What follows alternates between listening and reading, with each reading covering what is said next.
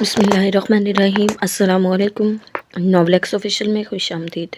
Novel جرم تمنا by ہما وقاص کی قسط نمبر 6 لے کر حاضر ہوئی ہوں۔ امید کرتے ہیں آپ کو پسند آئے گی۔ ویڈیو شروع کرنے سے پہلے آپ میرے چینل پر نئے ہیں تو کائنڈلی چینل کو سبسکرائب کریں، بیل نوٹیفکیشن آن کر لیں تاکہ ہر آنے والی نئی ویڈیو آپ تک بآسانی پہنچ سکے۔ تو چلتے ہیں ویڈیو کی جانب۔ سرخ رنگ کے بھاری بھرکم لہنگے میں دلہن کا روپ دھارے میں آج صرف ہادی کی ہو جانے جا رہی تھی۔ سبز نگینے والا زیور میرے ماتھے اور گلے میں چمچما رہا تھا۔ بے حد حسین لگ رہی ہیں آپ، لڑکی نے اپنا سامان سمیٹتے ہوئے داد دی۔ میری گردن میں ہلکا سا خم آیا اور آنکھیں چمکنے لگی۔ میں نے ابرو اچکاتے خود کو ہادی کی نگاہ سے دیکھا تو دل دھڑکنے لگا۔ ہادی جاوید میری زندگی کی وہ خواہش تھی جسے میں ہر قیمت پر حاصل کرنا چاہتی تھی۔ اسی لیے اس کے بے رخی کے باوجود مجھے یہ گوارا نہیں تھا کہ میں اسے بھول جاؤں۔ بھلا میں اسے کیسے بھول جاؤں جس کے لیے میں نے ہمیشہ اپنے دل میں ایک الگ ہی احساس کو پنپتے دیکھا۔ جس وقت میں محبت کا مطلب تک نہیں سمجھتی تھی، اس وقت بھی مجھے اس کے لیے وہ احساسات محسوس ہوتے تھے جو میں نے کبھی کسی کے لیے نہیں محسوس کیے تھے۔ ہاں، میں یہ بات اچھے سے محسوس کر رہی تھی کہ میں اسے پسند نہیں ہوں اور مجھ سے شادی کے لیے وہ اپنے گھر والوں کو دباؤ کا اور نانا بی کی دہشت کا شکار ہے، لیکن مجھے خود پر یقین تھا کہ میں جلد اس کا دل جیت لوں گی۔ میری شدید محبت کبھی ہار نہیں سکے گی۔ میں شیشے میں اپنے دلکش عکس کو دیکھ کر مسکرائی۔ ایسا ہوش ربا حسن جو کسی کا بھی ہوش اڑا دے، ہادی کے دل کے کب تک موم نہیں کر سکے گا۔ ایک دن میں اس کے دماغ پر راج کروں گی۔ ایک دن ہادی بھی میرا ویسا ہی دیوانہ ہوگا جیسے میں اس کے لیے تڑپتی ہوں۔ میں اسے کھونا نہیں چاہتی، کسی قیمت پر بھی نہیں۔ ایک خوف میری آنکھوں کی پتلیوں پر لہرا گیا، اس کے کھو جانے کا خوف۔ میں نے سر جھٹکا۔ بھلا آج میں ایسے وسوسے کیوں کر ذہن میں آنے دے سکتی تھی؟ آج تو ہمیشہ کے لیے میرا ہونے جا رہا تھا۔ میں نے مسکراہٹ کو چہرے پر سجایا اور گہری سانس خارج کی۔ دروازہ کھلا اور ملیحہ مسکراتی ہوئی اندر داخل ہوئی۔ حامد اور عاصم چچا کی فیملیز ہماری طرف سے تھی، اگرچہ میرے ننیال سے میرا کوئی کزن نہیں تھا، اسی لیے عاصم چچا کی ملیحہ اب مجھے لینے آئی تھی۔ بابا کی فیملی بھی لاہور پہنچ گئی تھی، لیکن وہ مجھے ملنے ہمدانی ہاؤس نہیں آئے تھے۔ واہ، بہت پیاری لگ رہی ہیں آپ آپی، آیت آپی، ماشاءاللہ۔ وہ چہکتی ہوئی آگے بڑھی۔ اس کی تعریف پر میں مسکرا دی اور پھر وہ مجھے پکڑ کر باہر لے آئی۔ لاہور کے سب سے خوبصورت میرج ہال انتظامات تھے۔ بارات آ چکی تھی اور اب مجھے پارلر سے سیدھا ادھر جانا تھا۔ نکاح نامے پر دستخط کرنے سے پہلے میں چند سیکنڈز کے لیے ساکن تھا۔ ایسا لگ رہا تھا جیسے میں اپنی ہی موت کا پروانہ لکھنے جا رہا ہوں۔ کیا مجھے آیت کے پوچھنے پر انکار کر دینا چاہیے تھا؟ لیکن انکار کس کے لیے کرتا؟ صبور تو اب اس دنیا میں سے جا چکی تھی اور اب ایک قیامت باقی تھی۔ نہ جانے صبور کے گھر والوں پر کیا گزرے گی۔ ہادی بیٹا، ابا نے میرے کندھے پر ہاتھ رکھ کر دباؤ دیا۔ میں چونکا نہیں بلکہ گردن موڑ کر شکوہ کن نگاہوں سے ان کی طرف دیکھا۔ وہ نگاہیں چرا گئے۔ مجھے اندازہ تھا، اب ابا کو احساس ہونے لگا تھا، کچھ تو غلط ہو رہا ہے۔ میرا یوں سیٹھ ہمدانی کے گربان کو تھامنا، صبور کے بارے میں پوچھنا اور بے ہوش ہو جانا، وہ جان گئے تھے کہ میرے ساتھ سب زبردستی ہو رہا ہے، لیکن میں نے آنسوؤں پر بمشکل ضبط پایا اور سختی سے لب بھینچے۔ پین کی نوک کو کاغذ پر گھسیٹا۔ ہادی جاوید کے دستخط نکاح نامے پر رقم ہو چکے تھے۔ مبارک ہو کی صدائیں گونجی اور پھر میری بربادی پر مجھے گلے ملنے والوں کا تانتا بن گیا۔ میں کسی رپورٹ کی مانند سپاٹ چہرہ لیے سب کے گلے مل رہا تھا۔ شیروانی کا بٹن مجھے اپنے گلے کا توق لگ رہا تھا۔ مجھے بار بار دائیں بائیں حرکت دے کر سانسیں لینے کی ناکام کوشش کر رہا تھا۔ سیٹھ ہمدانی مسکراتا ہوا میرے قریب ہوا اور میری شیروانی کا گلا درست کرنے لگا۔ اس نے میرے گربان کی بٹن کو درست کرتے ہوئے میرے کان میں سرگوشی کی۔ یہ مت سمجھنا آیت تمہارے نکاح میں آ گئی ہے تو تم جو چاہو گے کرو گے، تمہیں کوئی پوچھے گا نہیں۔ یاد رکھنا، اسے اگر ایک خروش بھی آئی تو میں تمہارا جینا حرام کر دوں گا۔ میں نے چونک کر ان کی طرف دیکھا۔ وہ نہ جانے کیسے میرے دل کی باتیں جانتا تھا۔ اس کی آنکھوں سے صاف ظاہر تھا وہ جو کہہ رہا ہے صرف الفاظ نہیں ہیں۔ میں نے جبرن ایک زخمی مسکراہٹ لبوں پر سجائی۔ جو ہو گیا سو ہو گیا، اب آیت میری بیوی ہے۔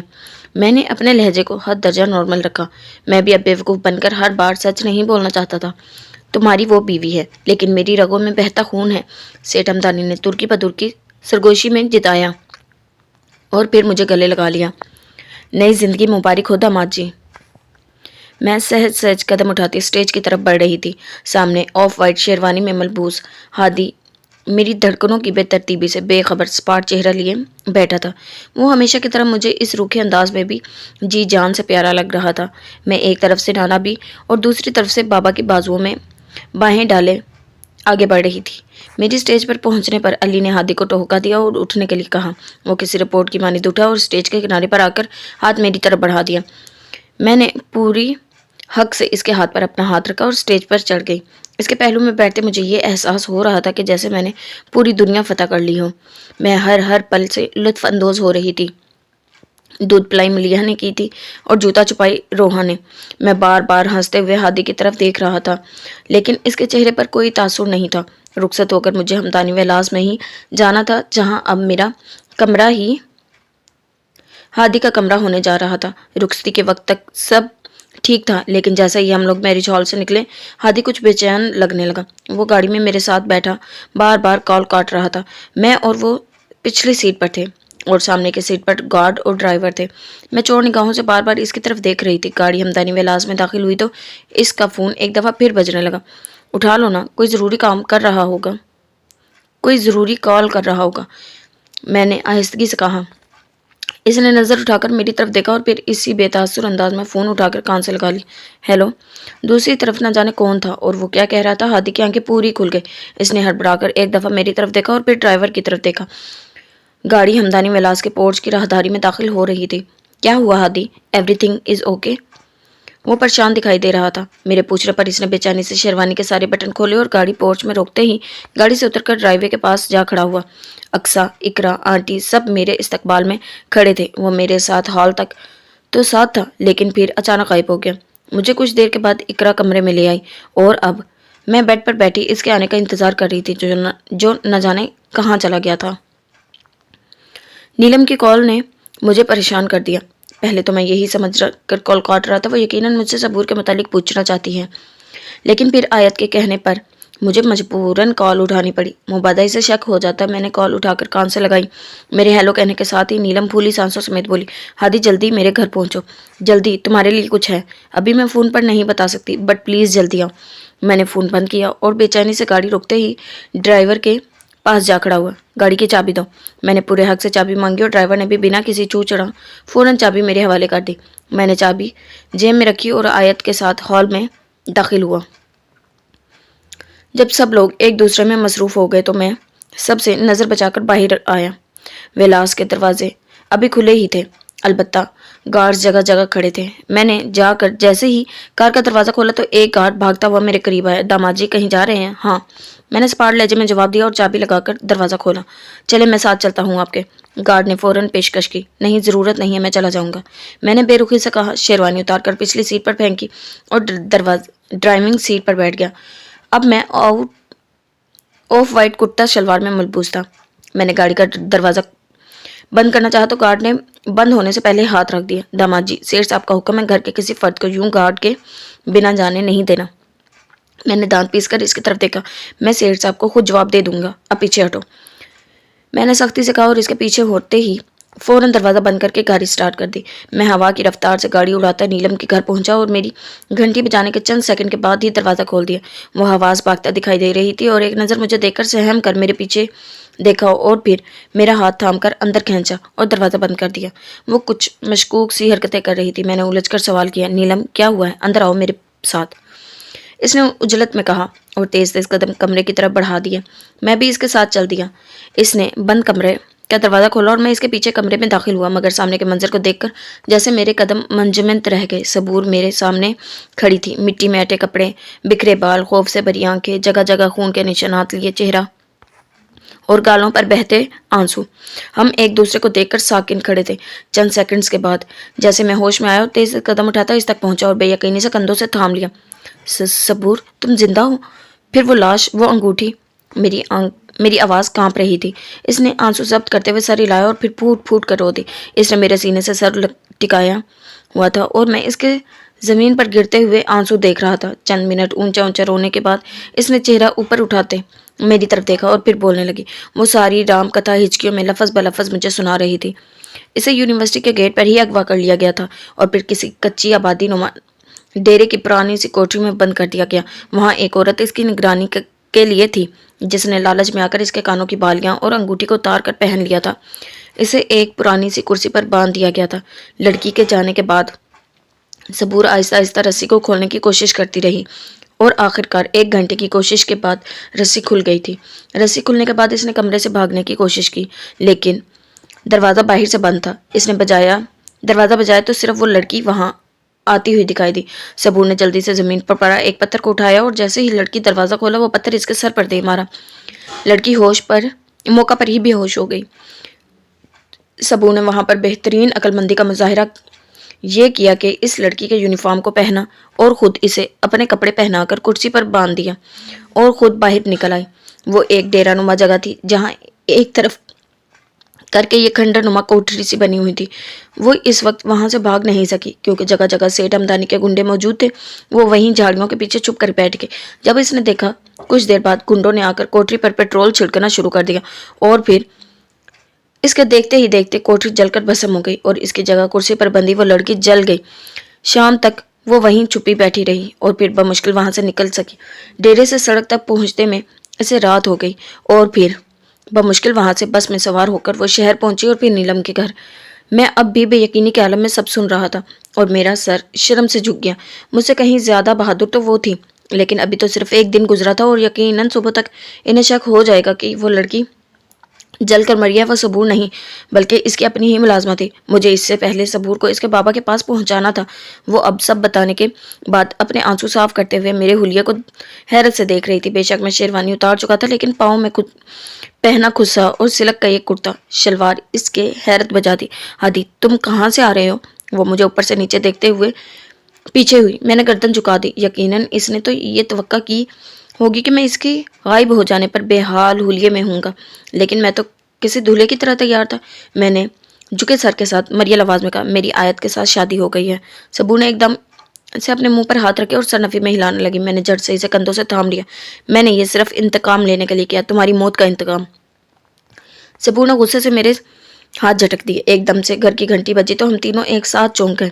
रात के 2 बज रहे थे। इस वक्त यहाँ कौन हो सकता था? मैंने हाथ के इशारे से नीलम को दरवाज़ा खोलने से मना कर दिया और खुद बेकदमों बाहर गली में खुलने वाली खिड़की का पर्दा सिरकाया। सामने देखते ही मेरी रूह फना हो गई। सेठ हमदानी के गार्ड और 2 खास गुंडों के साथ अली भी बाहर मौजूद था। इनमें से एक घंटी बजा रहा था और बाकी सब कार के इर्द गिर्द घूम रहे थे। मैंने गुस्से से मुठियां भींच ली। सेठ हमदानी ने अपनी गाड़ी में ट्रैकर लगा रखा था। मैंने जल्दी से पर्दा गिराया और वापस सबूर तक आया। इसके चेहरे पर हवाइयाँ उड़ी हुई थी। घर की घंटी मुसलसल बज रही थी। नीलम, सबूर को कहीं छुपा दो, मैंने नीलम से इतना कहा और खुद तेजी से दरवाजे की तरफ बढ़ गया। मैंने दरवाज़ा खोला तो सामने ही अली और साथ में सेठ का खास आदमी शेर अली खड़े थे। खैरियत है? ये किसका घर है? यहाँ क्यों चले आए? हम सब परेशान हो गए थे। अली ने दरवाज़ा खुलते ही सवाल किया। मैं एक पल के लिए मुतज़ब्ज़ब हुआ, लेकिन फिर अगले ही पल झूठ खड़ा। एक तो बचपन से लेकर आज तक कभी झूठ नहीं बोला था और अब बोलते हुए ज़बान लड़खड़ा रही थी। दोस्त का घर है, इसकी वालदा बीमार है, इसने अर्जेंट बुलाया था। अब ठीक है इसकी वालदा, चलो चलते हैं।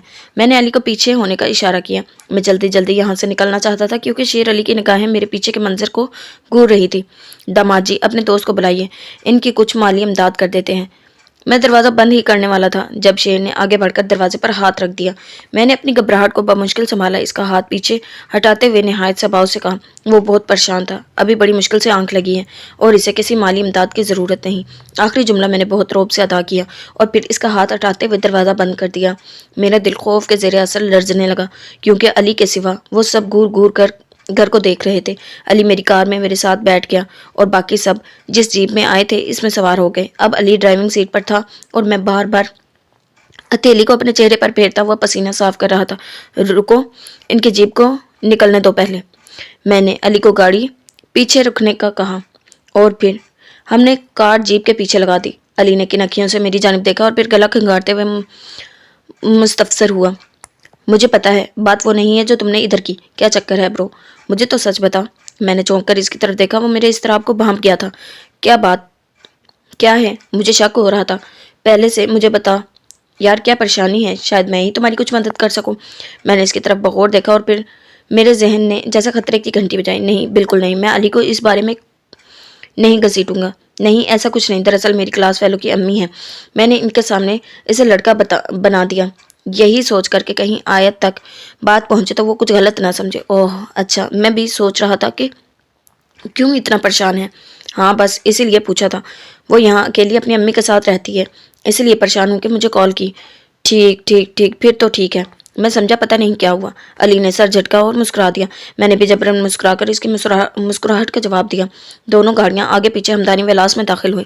میں جیسے ہی کار سے نیچے اترا، شیر علی میرے قریب آ گیا۔ داماد جی، سیٹھ صاحب کے پاس جانا ہے پہلے، وہ روب سے کہہ رہا تھا۔ میں نے خود کو نارمل رکھتے ہوئے اس بات میں سر ہلایا اور ہم اس کے پیچھے ہمدانی کے آفس کی طرف چل دیے۔ رات کے 3 بج رہے تھے۔ چند منٹ کے بعد میں ہمدانی کے سامنے کھڑا تھا۔ تم کہاں چل دیے تھے میاں؟ ایسا بھی کون سا خاص دوست ہے جس کے لیے تم نے آیت کو اور ہمیں پریشان کیا؟ وہ گمبھیر لہجے میں تیوریاں چڑھائے پوچھ رہا تھا۔ میں خود پر ضبط پانے کے چکر میں زبان کو منہ میں گول گول گھما رہا تھا۔ دل تو چاہ رہا تھا کہ چیخ چیخ کر بتا دے، تم جسے جان سے مار چکے ہو وہ زندہ ہے، تم خدا نہیں ہو۔ اللہ پاک تو تم اللہ چاہے تو تم اتنی طاقت اور دولت رکھنے کے باوجود کسی کا بال تک نہیں بگا سکتے۔ اس سے پہلے کہ میں کچھ بولتا، علی فوراً میری طرفداری میں بولا، وہ اس کا دوست ہے، میں بھی جانتا ہوں اسے، اس کی والدہ بہت بیمار ہے، اس لیے جانا پڑا۔ سیٹھ نے ایک آئیبرو چکاتے علی کو دیکھا اور پھر اس بات میں سر ہلا دیا، میری جانب دیکھتا ہوا گویا ہوا۔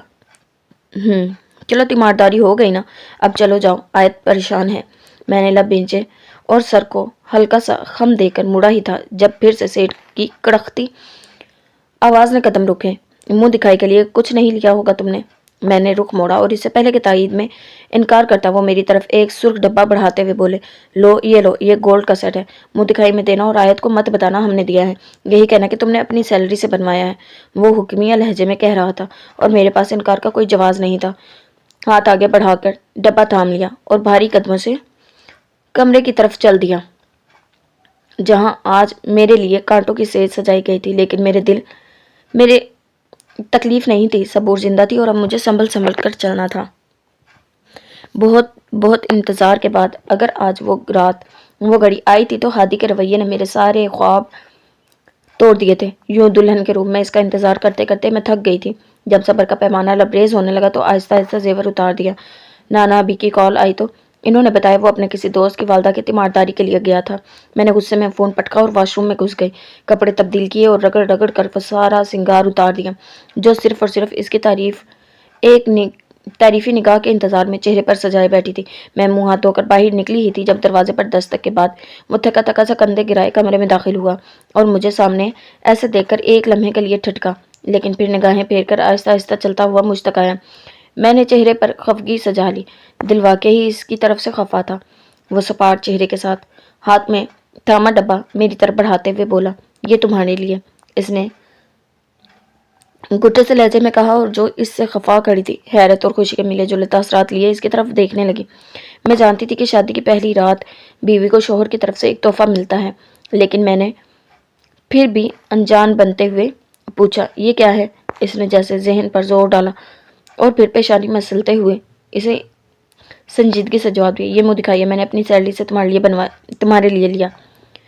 مجھے اپنی صفات پر یقین نہیں ہو رہا تھا۔ میں نے حیرت اور خوشی سے آنکھیں پھیلائے ڈبہ اس کے ہاتھ سے تھام لیا۔ وہ تو تحفہ دینے کے بعد یوں پلٹا جیسے سر سے بوجھ اتار دیا ہو۔ میں نے اداسی سے اس کی طرف دیکھا مگر وہ مجھے نظر انداز کرتا واش روم میں گھس گیا۔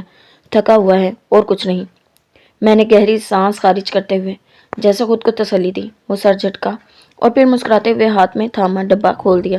وائٹ گولڈ کا خوبصورت نیکلس اور کانوں کے بندے تھے۔ اف، اتنی خوبصورت پسند! میں نے دل میں اس کی پسند کو سراہا اور پھر نیکلس کو نکال کر گلے میں پہن لیا۔ ایسا لگ رہا تھا جیسے یہ نیکلس میرے لیے ہی بنا ہو۔ میں نے دھیرے سے دونوں ہاتھوں کو اس پر پھیرتے ہوئے اس کی دلکشی کو محسوس کیا، اسے یہ خود میرے گلے میں پہنا ہونا چاہیے تھا، لیکن خیر اب میں اس کے انتظار میں کھڑی تھی کہ کب وہ باہر نکلے اور میں اسے دکھاؤں کہ اس کا دیا ہوا تحفہ میرے گلے میں کیسا جچ رہا ہے۔ سیٹ سے گفٹ لینے کے بعد میں کمرے میں آیا تو آیت کو کپڑے تبدیل کیے اور منہ ہاتھ دھوئے ہوئے دیکھ کر مجھے جیسے سکون مل گیا، کیونکہ میں اسے دلہن کے روم میں نہیں دیکھنا چاہتا تھا۔ سیٹ ہمدانی کا دیا ہوا تحفہ اسے تھما کر میں نے وہی الفاظ دہرائے جو سیٹ ہمدانی نے کہے۔ میں واش روم میں گھس گیا اور اپنی جیب سے موبائل نکالا اور نیلم کے نمبر پر میسج کیا، جاگ رہی ہو؟ کچھ دیر بعد ہی اس کا جواب آیا، ہاں ہم دونوں جاگ رہے ہیں، تم ٹھیک ہو نا؟ ہاں میں ٹھیک ہوں۔ फ़ोन सबूर को दो ज़रा। ओके। मैं लबों को आपस में मिलाए तेज़ी से टाइप कर रहा था। एहतियातन मैंने नल को खुला छोड़ रखा था कि आयत अगर इस तरफ आए तो इसको लगे मैं नहा रहा हूँ। चंद सेकंड के बाद ही सबूर की तरफ से जवाबी पैगाम स्क्रीन पर नजर आया। सबूर हूँ, आई लव यू। मैंने झट से मैसेज किया, लेकिन दूसरी तरफ से खामोशी छा गई और फिर कुछ देर के बाद इसकी तरफ से टाइपिंग नजर आना शुरू हो गई। हादी, मैं बहुत डर गई हूँ। मैं भी डर गया हूँ, बहुत डर गया हूँ, लेकिन न जाने क्यों दिल को यकीन था तुम यही हो। मैं वाकई डर गई हूँ आदि। मतलब मेरी भूमें इकट्ठी होगी, मतलब ये कि तुम मुझे भूल जाओ। मैं कल ही कराची चली जाऊंगी। ये लोग हमें कभी इकट्ठे नहीं होने देंगे। सबूर, मैं तुम्हें नहीं भूल सकता, और अगर हमारा एक होना लिखा है तो हम किसी भी कीमत पर एक होकर रहेंगे। तुम्हारी शादी हो गई आदि, अब ये बातें जेब नहीं देती। मैं इस शादी को नहीं मानता। तुम्हारे मानने से क्या होता है? तुम मेरी किस्मत में थे भी तो सेठ हमदानी ने तुम्हें मुझसे छीन लिया, और यही हकीकत है। मैंने कुर्ब से आंखें मींच कर खोली। मैं इसे कैसे समझाता कि मैं इसको नहीं भूल सकता, लेकिन इस वक्त इसकी जो हालत थी, इसकी नजर पेश नज़र, वो बिल्कुल ठीक सोच रही थी। मैंने गहरी सांस खारिज की और इससे बहस का इरादा तर्क कर दिया। ओके, तुम सुबह रेडी रहना, मैं खुद बस स्टेशन तक छोड़ कर आऊँगा। नहीं, मैं खुद चली जाऊंगी, तुम्हें तकलीफ करने की ज़रूरत नहीं। वह मुझसे खफा भी थी। मेरे लबों पर जख्मी सी मुस्कुराहट उभरी। मुझे कोई तकलीफ नहीं होगी, लेकिन मेरी वजह से तुम्हें जो तकलीफ हुई इसका अजाला ही करने दो। मैं तुम्हें अपनी जिम्मेदारी पर स्टेशन पहुंचाऊंगा, क्योंकि मुझे लग रहा है कि सितमदानी के आदमी अब इस घर पर भी नजर रखे होंगे। ओके। इसके मुख्तसर जवाब ही इसकी नाराज़गी जाहिर हो रही थी। तुम्हारे पास गाउन है, मतलब हिजाब वगैरह? नहीं। वो तो नीलम से पूछो। मैंने इस तरह भी अंदाज में लब दांतों तले दबाए। चंद सेकंड के बाद इसका जवाबी पैगाम आया। हाँ, इसकी अम्मी का है। ओके, वो पहन कर बाहर आना। जब मैं कल तुम्हें बुलाऊं तो हम सुबह जल्दी निकलेंगे। 5 बजे जाग जाना। मैं 5:30 तक तुम्हारे पास पहुंच जाऊंगी। दरवाजे पर हल्की सी दस्तक हुई तो मैंने चौंक कर दरवाजे की तरफ देखा और फिर नल बंद कर दिया। दस्तक फिर से हुई। अब की बार आयत साथ बोल रही थी। हादी, क्या हुआ, ठीक हो? मैंने नखुआ से नाक चढ़ाया, मोबाइल को जेब में रखा और दरवाज़ा खोल दिया। वो सामने खड़ी थी। गले में नेकलेस था और कानों में इयररिंग्स। वो मुझे बगौर देखने लगी। कितना बेवकूफ़ निकला मैं, कम से कम बाल ही गीला कर लेता। कैसी लग रही हूँ मैं? वो सारा फासला ख़त्म किए मेरे करीब आई और चेहरा ऊपर उठा लिया। मेरे और इसके कद में बस 1 इंच का फ़र्क था। मैंने इस बेबाकी पर फ़ौरन निगाहें चुरा ली। अच्छी लग रही हो, मैंने स्पाट लहजे में जवाब दिया और वह झट से मेरे गिर्द बाहें माइल कर गई। थैंक यू इतने प्यारे गिफ्ट के लिए, वो मेरे सीने पर सर रखते मोहब्बत से कह रही थी। मैंने फ़ौरन इसके गिर्द गिर्द बंदी बाहें खोली और इसे दूर करते हुए अलग हो गया। मैं बहुत थक गया हूँ, सोना चाहता हूँ, मैंने रूखे लहजे में कहा और फिर तेज़ी से इसके पहलू से निकलकर बेड की तरफ बढ़ा। वो कुछ देर यूं ही साकिन वहीं खड़ी रही। यकीनन मेरा रवैया इसे बुरा लग रहा, लेकिन मुझे इससे सबकी परवाह नहीं थी, क्योंकि सेठ हमदानी इसके दिल पर लगी खरोश तो नहीं देख सकता था ना। मैं बेड के एक किनारे पर करवट लेकर लेट गया और कंफर्टर को अपने सर तक तान लिया। चंद मिनट बाद मुझे महसूस हुआ कि वो भी लेट गई है। मैंने सुख का सांस लिया, सोचने लगा अब सुबह सबूर को कैसे कराची पहुंचाना है। सबूर को कराची पहुंचने के बाद मैं कुछ अरसे में यहाँ से भाग जाऊंगा और फिर सबूर से कराची में निकाह करने के बाद हम दोनों बाहर चले जाएंगे। मैं अपने जहन में आगे के प्लान बना रहा था, इसी दौरान मेरी आंख लग गई। मैं बहुत थक गया हूँ, सोना चाहता हूँ। वो बेदर्दी से मेरे हाथ झटक कर बेड पर जा लेटा। कुछ देर तो बेयकीनी का आलम रहा। मैं हैरत से इसकी तरफ देखती रही और इसने कंफर्टर ऊपर तक तान लिया। मैं गुस्से से आगे बढ़ी, नेकलेस नोच कर गले से उतारा और इयररिंग्स कानों से उतार कर ड्रेसिंग पर पटक दिया, लेकिन वो ये सब शोर सुनकर भी टस से मस ना हुआ। मैं बेड के दूसरे किनारे पर आ बैठी थी। वो सो चुका था, लेकिन मैं जाग रही थी। मैंने चेहरे का रुख मोड़कर इसकी तरफ देखा, जो मेरे अरमानों का खून करने के बाद इतने सुकून से करवट लिए सो रहा था। वो अगर मुझसे शादी नहीं करना चाहता तो कल शाम को ही इनकार कर देता। मैंने इसे पूछा था लेकिन अब ये बेरुखी, ये बेइतनाई, ये सब मैं कैसे बर्दाश्त करूं? मैं एक झटके से उठ बैठी और इसे घूरने लगी। मुझे वो चाहिए था और वो मुझे मिल गया था, लेकिन इंसान होने के नाते एक ख्वाहिश की तकमील मज़ीद ख्वाहिशात को जन्म दे रही थी। मुझे वो पूरी तरह मेरा चाहिए था। इसकी तवज्जो, इसका प्यार, सब कुछ मेरे लिए हो। मैंने बैकग्राउंड से टेक लगाई और निगाहें इसकी तरफ जमा दी। एक दिल चाह रहा था कि इसे झंझोड़ कर उठा दूं और पूछूं, क्यों कर रहे हो ऐसा? इन्हीं सोचों में गुम कब मेरी आंख लग गई, पता ही नहीं चला। आ गया, स्टेशन उतरो। मैंने सबूर को मोटरसाइकिल पर से उतरने का कहा और खुद भी इसके सामने आ खड़ा हुआ। हम दोनों बस स्टेशन पर मौजूद थे। सफ़ेद सूट में मलबूस थी और अब खफगी से मेरी तरफ देख रही थी। मैंने सोच लिया था मैं भी कराची आ जाऊंगा और किसी बाहर की कंपनी में अप्लाई कर दूंगा, फिर हम दोनों शादी के बाद बाहर चले जाएंगे। मैंने इसका हाथ थाम कर इसे तसल्ली दी। वो बेयकीनी से मेरी तरफ देख रही थी। तभी मेरी निगाह इसके हाथ की उंगलियों पर पड़ी। ओह, तुम्हारी अंगूठी मेरे पास है। मैंने जेब में हाथ डाला। जेब खाली थी। अंगूठी कहाँ गई? मैंने भवें इकट्ठी की और फिर इसका हाथ छोड़कर दोनों जेबें टटोलने लगी। यही तो रखी थी, मैंने परेशान लहजे में कहा, और इसी लम्हे फायर की आवाज़ ने जैसे कानों के पर्दे फाड़ दिए। मैंने अपने दोनों कानों पर हाथ रखे आंखें मींच लीं और जब खोली तो जैसे आसमान मेरे सर पर था। सबूर ज़मीन पर पड़ी थी और इसकी पेशानी पर सुर्ख निशान था। मैंने तड़प कर दूसरी जानब देखा। आयत हाथ में बंदूक थामे खड़ी थी। Ton ton ton ton ton घंटी मुसलसल मेरे कानों में बज रही थी। मैंने एक झटके से आंखें खोली। ओह खुदाया, ख्वाब था और मेरे कान के करीब रखे मोबाइल पर अलार्म बज रहा था। मैंने गड़बड़ाकर मोबाइल उठाया और अलार्म बंद करके आयत की तरफ देखा।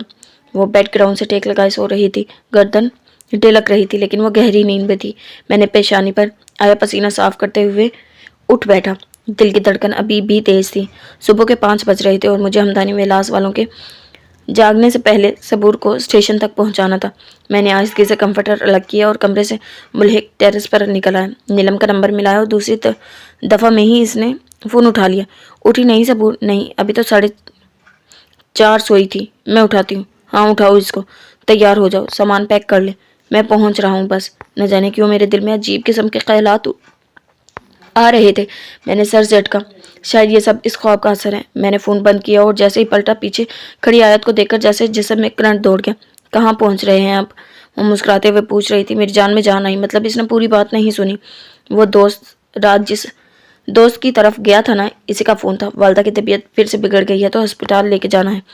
झूठ, फिर से झूठ, झूठ पर झूठ बोल रहा था मैंने निगाहें चुराई। ओह, ये तो परेशानी की बात है, वो परेशान लहजे में कहती चंद कदम आगे आई। मैंने फौरन पेशानी पर मसनूई खारिश करते हुए कहा, हाँ वो मुझे जाना है, अब मैं साथ चलूँ? इसने मासूमियत से मेरे सर पर बम फोड़ा। मैं गड़बड़ा गया और फिर संभला। नहीं, तुम क्या करोगी जाकर? वहाँ सारे आदमी होंगे। ओके, तो फिर मुझे हॉस्पिटल का पता दे दो, मैं वहाँ पहुँच जाऊँगी। मेरे कानों से धुआं निकलने लगे। क्या मुसीबत थी? मैंने मसनूई मुस्कुराहट गहरी की। अब अभी तो कुछ पता नहीं है कौन से हॉस्पिटल जाएंगे, मैं तुम्हें वहाँ जाकर मैसेज कर दूंगा। वो फ़ौरन तायीद में सर हिलाने लगी। हाँ ज़रूर, मैं वेट करूँगी। मैंने सर हिलाया और पहलू से निकलने लगा तो वो फिर से पलट कर मुखातिब हुई। तुम रात नाना बी की गाड़ी लेकर गए थे ना? अपनी लेकर जाओ ना, मैंने तुम्हारे लिए ख़रीदी है। रात तुम अपना तोहफा देकर सो गए, मुझे मौका ही नहीं दिया। वो बात करते करते मेरे करीब हुई और नरमाहट से मेरा कॉलर दुरुस्त करने लगी। मैं अब किसी रोबोट की मानित खड़ा था और वो सारे फासले ख़त्म करती हुई सीने से आ लगी। मैंने तज़ब्ज़ब होकर चेहरा ऊपर उठाया और नागवारी से कहा, नहीं, मैं अपनी बाइक पर जाऊँगा, गाड़ी की ज़रूरत नहीं। क्यों? इसने चेहरा उठाकर हैरत से मेरी तरफ देखा।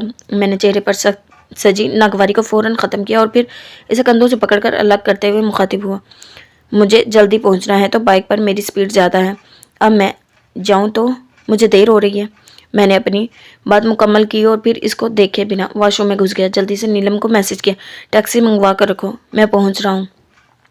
चेहरे पर पानी के छींटे मारे और बालों में गीले हाथ फेरे और बाहर निकल आए। वह फ़ोन कान से लगाए बेड पर बैठी हुई थी और अब मुझे ही देख रही थी। मैंने एक नज़र इसे देखा। इसने अपनी मखसूस मुस्कुराहट समेत खुदा हाफिज़ के अंदाज में हाथ हवा में लहराया। मैंने भी जवाबन हाथ उठाया, हिलाया और तेज़ी से कमरे से बाहर निकल गया। अब मेरा रुख नीलम के घर की तरफ था। मैं हवा के संग उड़ा ही जा रहा था और फिर पूरे 5:45 मैं नीलम के घर के सामने खड़ा था। मैंने मोबाइल निकाला और नीलम को कॉल की। इसने झट से ही फ़ोन उठाया। हाँ, टैक्सी मंगवा ली है कि नहीं? मैंने फ़ौरन से पूछा। हाँ, मेन रोड पर पहुंचने वाली है, तुम बाइक हमारे पोर्च में खड़ी कर दो, दरवाज़ा खुला है। मैंने फ़ोन बंद किया और इसकी हिदायत पर अमल करते हुए मोटरसाइकिल को पोर्च पर लगा दिया। इतनी देर में सबूर स्याह गाउन में मलबूस वहाँ आ गई। अभी इसके चेहरे पर नकाब नहीं था। नीलम भी इसके पीछे थी। हमारी निगाहों का तसादम हुआ, जैसे सब कुछ ठहर गया। नीलम आगे बढ़ी और सबूर को गले लगा लिया। कराची पहुंचकर फ़ोन करना। तुम अपना और आंटी का ख्याल रखना, सबूर ने भारी आवाज़ में कहा। यकीनन बहुत ज़्यादा रोने का असर इसकी आवाज़ पर हुआ था। मुझे इसकी हालत देखकर तकलीफ़ हो रही थी लेकिन दिल चाह रहा था कि इसके हर जख्म का मरहम बन जाऊं। नीलम इससे अलग हुई और आंसू पूंछे। चलो जाओ, तुम दोनों को देर हो रही है, नीलम ने मुस्कुराते हुए कहा। सबूर भी आंसू पूंछे हुए अलग हुई और सर पर پھر سر جھکائے میرے ساتھ آ کھڑی ہوئی۔ اس کی طرف دیکھتے ہوئے اس نے مجھے دیکھے بنا نقاب چہرے پر سجا لیا۔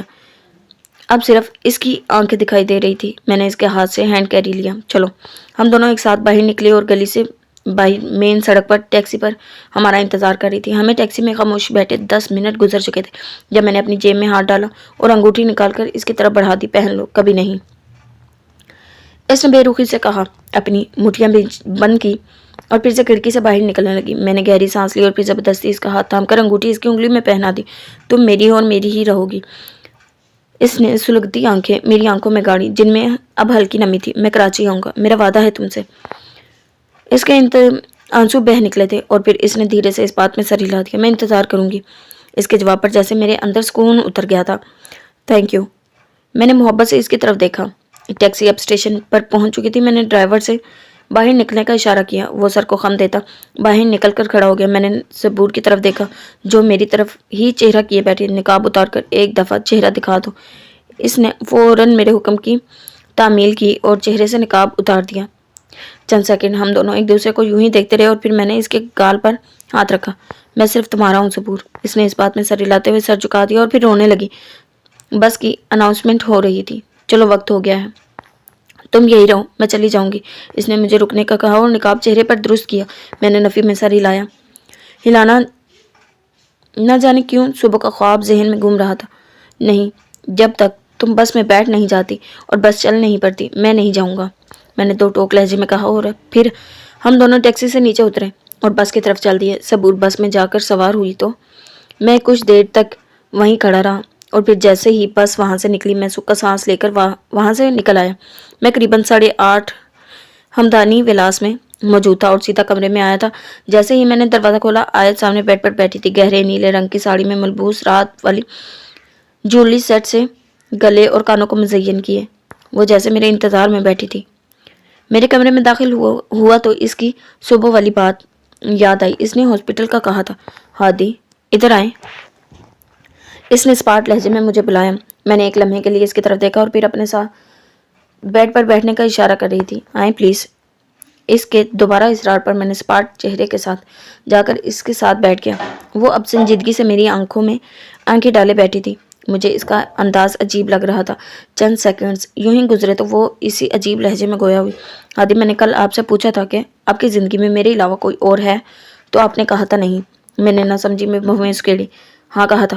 اب پھر سے پوچھتی ہوں، کیا آپ کی زندگی میں میرے علاوہ کوئی اور ہے؟ وہ سپاٹ مگر سخت لہجے میں پوچھتی براہ راست میری آنکھوں میں جھانک رہی تھی۔ نہیں، میں نے فوراً لب بھینچ کر کہا۔ وہ ہنوز ویسے ہی بیٹھی تھی اور پھر اس نے اپنے موبائل کا بٹن دبایا اور میری آنکھوں کے سامنے کیا۔ تو پھر یہ کون ہے؟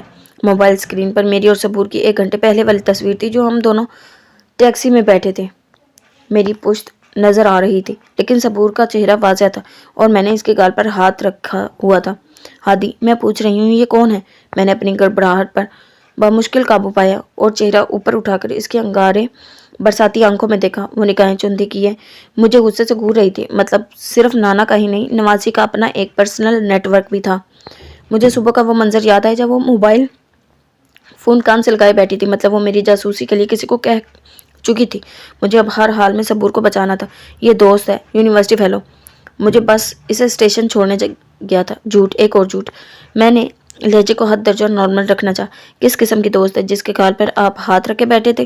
وہ ہنوز پاٹ لہجے میں پوچھ رہی تھی۔ مجھے اس کے انداز سے خوف آنے لگا۔ میں نے کندھے اچکائے۔ دوست مطلب صرف دوست؟ وہ کچھ پریشان تھی تو مجھے اسے تسلی دے رہا۔ تو وہ دوست کہاں ہے جس کی مدر کو ہاسپٹل لے کر جانا تھا؟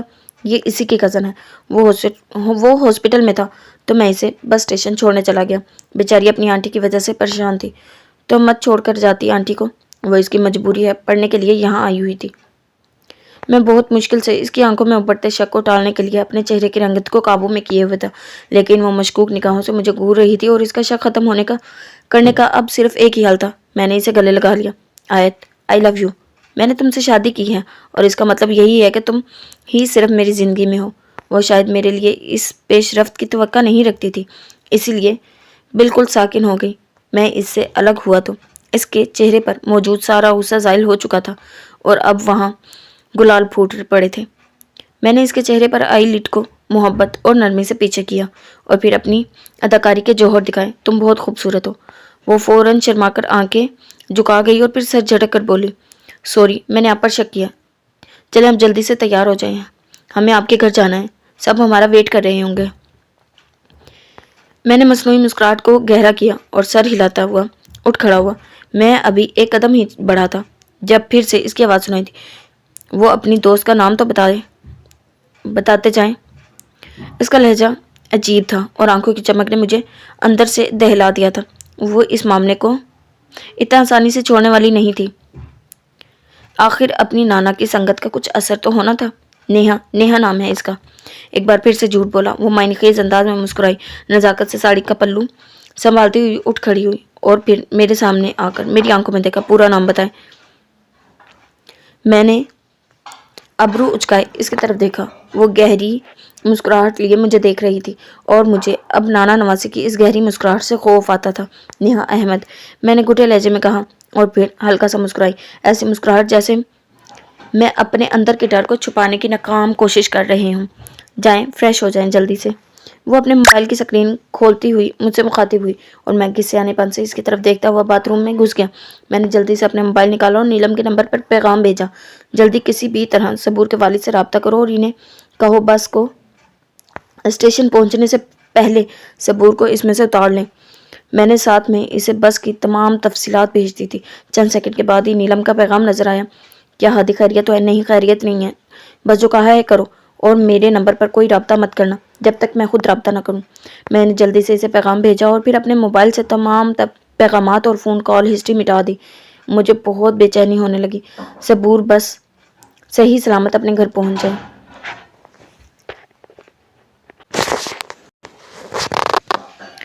عشق میں امتحان ابھی اور بھی ہیں۔ اب یہ بات بخوبی سمجھ آنے لگی تھی کہ ہادی کو پا لینا ہی کافی نہیں تھا، ہادی کے دل کو اپنا اسیر کرنا بھی بہت ضروری ہے۔ ساری رات میں یہی سوچتی رہی کہ مجھے اب ہادی کا دل کیسے کیسے جیتنا ہے۔ بس ایسا لگتا ہے چند ہی منٹ کی آنکھ لگی ہوگی۔ میری آنکھ کھلی تو ہادی بستر پر نہیں تھا۔ میری پہلی نگاہ واش روم کی طرف اٹھی۔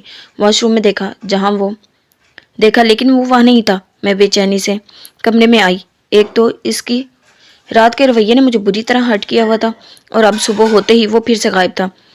میرے پچھل پیری کی طرح پورے کمرے کے چکر لگاتی رہتی تھی۔ اگر ٹیرس کا دروازہ کھلا دیکھتی، میں ٹیرس کے قریب گئی تو وہ کسی سے فون پر بات کر رہا تھا۔ بات تو مجھے صحیح سے سمجھ نہیں آئی لیکن اس کے مشکوک انداز اور مجھ سے نگاہیں چرانا مجھے الجھن کا شکار کر گیا تھا۔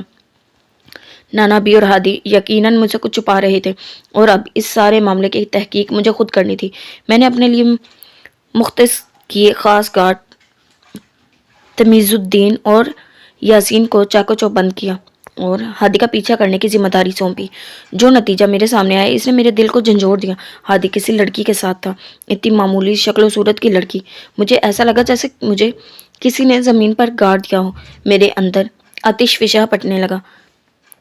ہادی کی زندگی میں کسی خوبصورت لڑکی کو دیکھ کر مجھے شاید اتنی تکلیف نہ ہوتی جتنی مجھے اس قدر معمولی شکل کی لڑکی کو دیکھ کر ہوئی تھی۔ میں آیت ہمدانی اتنی معمولی لڑکی کے سامنے مات تھی۔ میرا خون کھول اٹھا۔ میں بیڈ کے کنارے پر بیٹھی سلگ رہی تھی جب وہ کمرے میں داخل ہوا۔ میرے پوچھنے پر اس نے یہ بتایا کہ وہ صرف اس کی دوست ہے۔ میں کیسے یقین کروں جب دل میں وہ لڑکی ایک کانٹے کی طرح چبھ گئی ہو۔ میں یوں ہی اسے آگ میں سلگتی رہتی اگر وہ برسات بن کر مجھے گلے نہ لگاتا۔ یوں لگا جیسے برسوں کی ریاضت کا پھل مل گیا ہو۔ اس کی اتنی سی قربت نے میرے من کے بجھے دیے پھر سے جلا دیے اور اس کے محبت کے اظہار نے مجھے سرشار کر دیا۔ اب تو میں اس کی زندگی میں کسی ایسے خاص دوست کو بھی نہیں رہنے دے سکتی تھی جس کے گال پر ہاتھ رکھ کر تسلی دی جاتی۔ وہ واش روم میں گھسا تو میں نے تمیز الدین کو فون کیا۔ حکم بی بی جی۔ اس فون اٹھاتے ہوئے کہا، لڑکی کا نام نیہا احمد ہے، پتہ کرو کس بس میں نکلی ہے اور کہاں اترے گی۔ مجھے اس کی مکمل ڈیٹیل چاہیے۔ جو حکم چھوٹی بی بی۔ اس نے فون بند کر دیا۔ وہ ابھی تک وہیں بس اسٹیشن پر ہی تھا۔ میں نے ہی اسے اپنی اگلی کال آنے تک رکنے کے لیے کہا تھا۔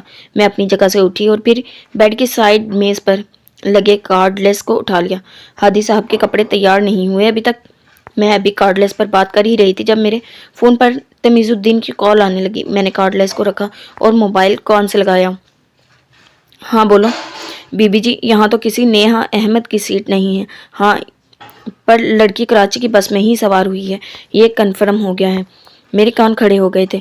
کیا ہادی نے مجھ سے اس کا نام چھپایا ہے؟ تو تم اور یاسین کراچی جاؤ، مجھے یہ لڑکی چاہیے کسی بھی حال میں۔ میں نے دانت پر دانت جمائے حکم دیا۔ اس بال کی کھال تو میں اتار کر ہی رہوں گی۔ میں نے گہری سانس خارج کرتے ہوئے دل میں تہیہ کیا۔ میرے چھوٹے سے گھر میں پورا خاندان جمع تھا۔ آخر صاحب کو ہادی جاوید کی مالدار اور حسین ترین بیوی دیکھنی تھی۔ عجیب سی رسمیں تھی جس کے چلتے اماں نے مجھے پچھلے 3 گھنٹوں سے آیت کے ساتھ بٹھا رکھا تھا۔ میں بیزار سا ان سب رسموں کا حصہ بنا بیٹھا تھا جب مجھے اپنے کان میں اقرا کی آواز سنائی دی، ہادی کمرے میں آؤ، مجھے تم سے بات کرنی ہے۔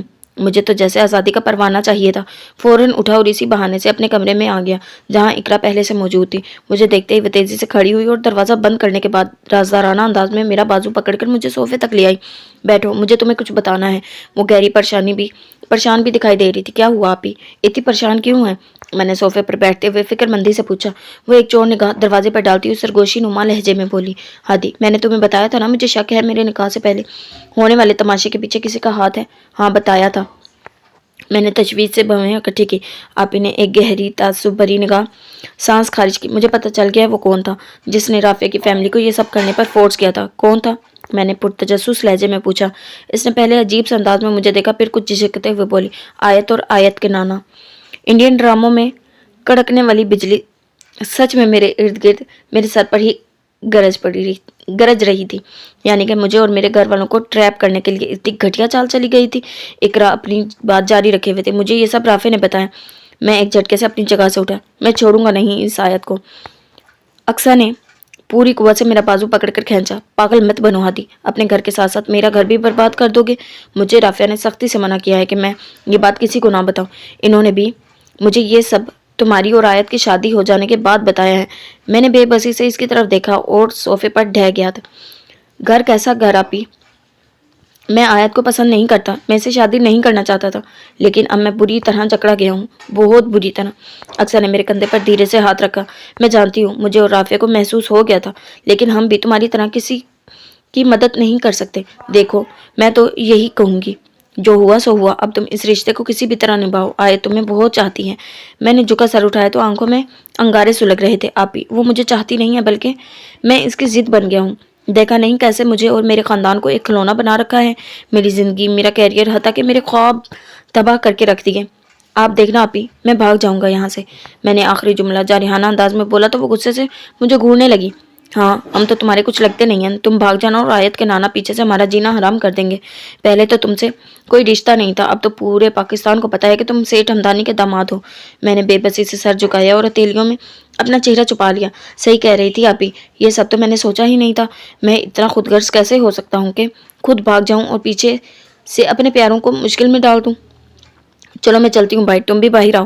اس نے میرے کندھے پر تھپکی دی اور باہر نکل گئی۔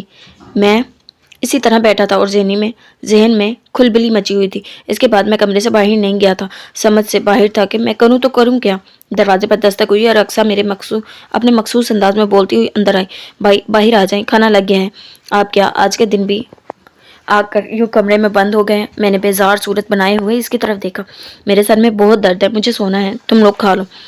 میں اپنی جگہ سے اٹھا اور اپنے بستر پر ڈھہ سا گیا۔ چھت لیٹا، چھت کو گھورتے ہوئے مجھے ایک کے بعد دوسرا خیال آ رہا تھا۔ میں سب سے چھٹکارا ایک ہی شکل میں پا سکتا تھا، وہ شکل تھی آیت کی موت۔ میں نے خود کو تکیے کے ساتھ اس کا سانس بند کرتے ہوئے دیکھا، لیکن نتیجے میں سلاخوں کے پیچھے تھا۔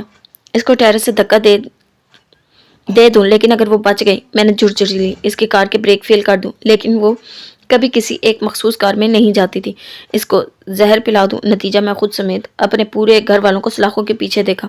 پھر کروں تو کروں کیا؟ میں نے اپنے بالوں کو جکڑ لیا۔ ایسے ہی نت نئے پلان سوچتے سوچتے کب میری آنکھ لگ گئی خبر نہیں ہوئی، اور جب آنکھ کھلی تو فون کال پر تھی۔ فون صبور کا تھا اور وہ گھبرائی ہوئی تھی۔ ہادی پلیز کچھ کرو، یہاں سیٹ کے 2 آدمی میرا پتہ پوچھتے پوچھتے یہاں ہماری کالونی میں پہنچ گئے ہیں۔ کیا؟ میں بھتک کر اٹھ بیٹھا۔ میں اور میرے پیرنٹس چھپ کر میرے ماموں کے گھر آ گئے ہیں اور وہ لوگ ادھر ہمارے گھر کے تالے توڑ رہے ہیں۔ ہادی پلیز یہ سب بند کرواؤ، مجھے تم سے کوئی رشتہ نہیں رکھنا، لیکن پلیز یہ سب بند کرواؤ، خدا کا واسطہ ہے۔ وہ اونچا اونچا رو رہی تھی اور اسی لمحے اس کے والد نے فون پکڑا اور سخت لہجے میں پوچھا، دیکھو برخوردار، ہم غریب لوگ ہیں، ہم سے یہ سب برداشت نہیں ہوتا، خدا کا واسطہ ہے تم میری بیٹی کی جان چھوڑ دو۔ میرے گال تپنے لگے۔ انکل ہمیں کچھ نہیں سننا، میں اپنی بیٹی کی شادی کر رہا ہوں اور تم سے اب ہمارا کوئی رشتہ نہیں ہے، لیکن اگر میری بیٹی کو کچھ ہوا تو اس سب کی ذمہ داری تم پر ہوگی۔ صبور کے والد نے غصے میں کہا اور میں پھر فون صبور کو تھما دیا۔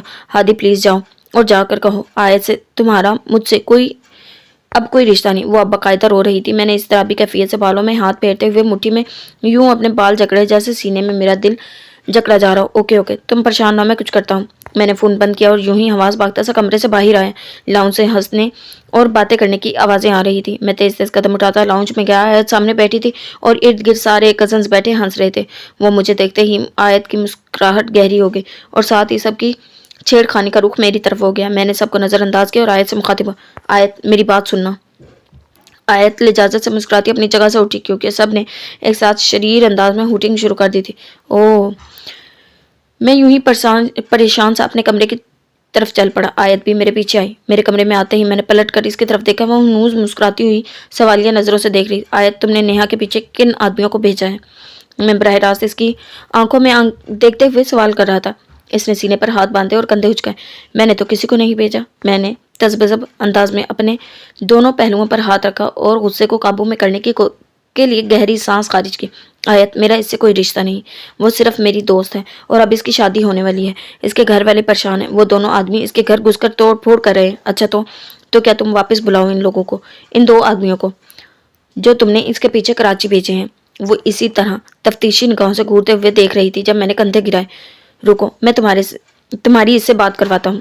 میں نے موبائل نکالا اور جس نمبر سے ابھی صبور کی کال آئی تھی اس پر فون کرنے لگا اور آیت اسی طرح سپاٹ چہرہ لیے میرے سامنے کھڑی مجھے گھور رہی تھی۔ چند سیکنڈ کے بعد صبور نے فون اٹھایا تو میں نے کمال اداکاری سے تمہید باندھی، نیہا میں ہادی بات کر رہا ہوں۔ یہ آیت میرے سامنے کھڑی ہے، تم خود بات کرو اس سے اور اس کی غلط فہمی کو دور کر دو۔ تمہارا اور میرا دوست ہونے کے علاوہ اور کوئی رشتہ نہیں۔ میں نے اپنی بات مکمل کی اور فون آیت کی طرف بڑھا دیا۔ وہ سینے پر ہاتھ باندھے کھڑی تھی اور اب ناگواری سے فون کی طرف دیکھ رہی تھی اور پھر جیسے جبرن میرے ہاتھ سے فون لیا اور کان سے لگا لی۔ ہیلو۔ دوسری طرف صبور نہ جانے اسے کیا کہہ رہی تھی اور وہ خاموشی سے میری طرف دیکھ رہی تھی۔ چند منٹ وہ یوں ہی خاموشی سے سنتی رہی اور اس کے بعد اپنے مخصوص پرسکون لہجے میں بولی، okay I trust you, don't worry, میں کرتی ہوں کچھ۔ آیت نے فون بند کیا، میری طرف بڑھایا اور پھر سپاٹ لہجے میں گویا ہوئی، اس نیہا سے کہو اپنی شادی کا کارڈ بھیجے، میں اس کی مدد کرنا چاہتی ہوں، کیا پتہ ہم دونوں شادی پر بھی جائیں۔ بات ختم کرنے کے بعد وہ مسکرائی اور پھر میرا کمرہ دیکھنے لگی اور میرے ذہن میں جیسے مکسر چلنے لگا جو میرے دماغ میں لچی بنا رہا تھا۔ اب شادی کے کارڈ پر نام صبور ہوگا۔ میں فون کان سے لگائے کھڑی تھی اور میرے سارے شک ایک ایک کر کے ختم ہو رہے تھے۔ کبھی کبھار ہم ایسے ہی وہم پال لیتے ہیں اور میرا بھی یہ وہم ہی تھا۔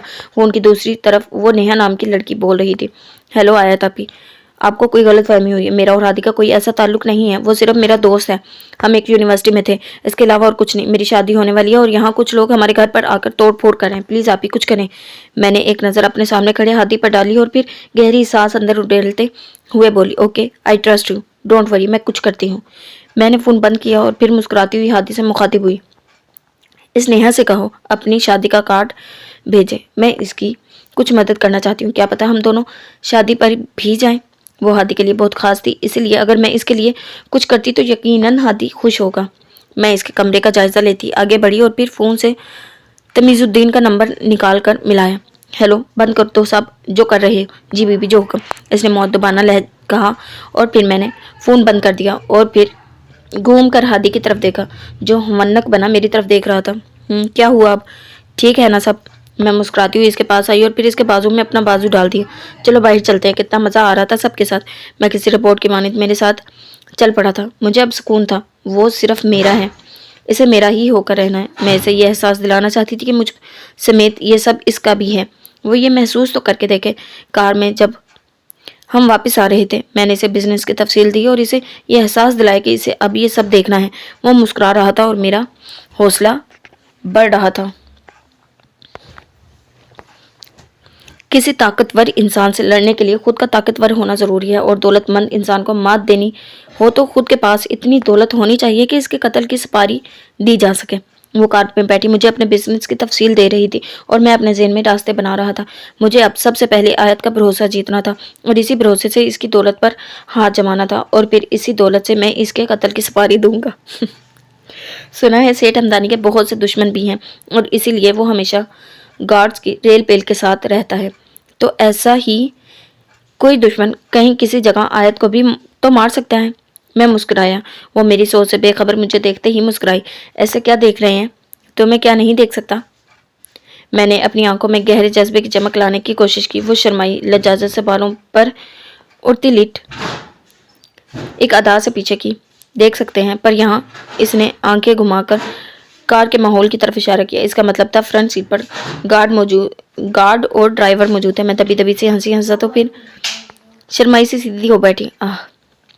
کسی نے سچ ہی کہا ہے، ٹھوکریں کھا کر انسان جو سبق سیکھتا ہے وہ دنیا کا کوئی استاد نہیں سکھا سکتا۔ مجھے اب سمجھ آ چکی تھی کہ گھی سیدھی انگلی سے نکلنے والا نہیں، اب انگلی ٹیڑھی کرنی تھی، اور مجھے تو سارے کا سارا ٹیڑھا ہونا تھا۔ میرے گھر والے مجھے کیش کروا کر عیش کی زندگی گزارنا چاہتے تھے۔ سیٹھ ہمدانی مجھے اپنی نواسی کا غلام بنانا چاہتا تھا، نواسی مجھے اپنا دیوانہ بنانا چاہتی تھی، اور میں کیا چاہتا تھا اس کی کسی کو پرواہ نہیں تھی۔ میں نے بھی ٹھان لی کہ اگر سب مجھے ایک کٹ پتلی سمجھ کر نچانا چاہتے ہیں تو ٹھیک ہے، میں بھی اب سب کو کتھک ناچ دکھانے کے لیے تیار ہوں۔ معافی چاہتا ہوں۔ میری گاڑی ہمدانی ولاس کا گیٹ عبور کرتی ہوئی اب پورچ میں داخل ہو چکی تھی۔ گاڑی رکتے ہی باہر نکلا اور جھٹ سے دوسرے دروازے کے پاس پہنچ کر آیت کے نکلنے سے پہلے دروازہ کھول دیا۔ میں اس کی طرف ہاتھ بڑھایا تو وہ اپنی آنکھیں سکیڑے حیرت اور خوشی کے ملے جلے تاثرات لیے مجھے دیکھنے لگی۔ میں بھی کمال اداکاری سے مسکرا دیا۔ وہ میرے اس انداز پر گلال ہوتی ہوئی اپنا ہاتھ میرے ہاتھ میں رکھ چکی تھی، وہی مسکراہٹ جس سے میرا دل نفرت سے کٹ جاتا تھا، ڈمپل اور چمکتی آنکھیں۔ لیکن میں تو اسے محبت پاش نگاہوں سے دیکھ رہا تھا، اور وہ مزید گلنار ہو رہی تھی، میری حسین اور مالدار بیوی، جس نے 2 دن میں ہی مجھے اپنا دیوانہ بنا لیا تھا۔ ہم دونوں ہاتھ تھامے مین ہال کے دروازے کی طرف بڑھ رہے تھے۔ جی تو جناب، یہ تھی ہماری آج کی قسط۔ امید کرتے ہیں پسند آئی ہوگی۔ ویڈیو پسند آئی ہے تو چینل کو سبسکرائب کریں، ویڈیو کو لائک کریں اور بیل نوٹیفیکیشن کو آن کر لیں تاکہ ہر آنے والی نئی ویڈیو آپ تک بآسانی پہنچ سکے۔ ملتے ہیں ایک نئی ایپیسوڈ کے ساتھ۔ اللہ حافظ۔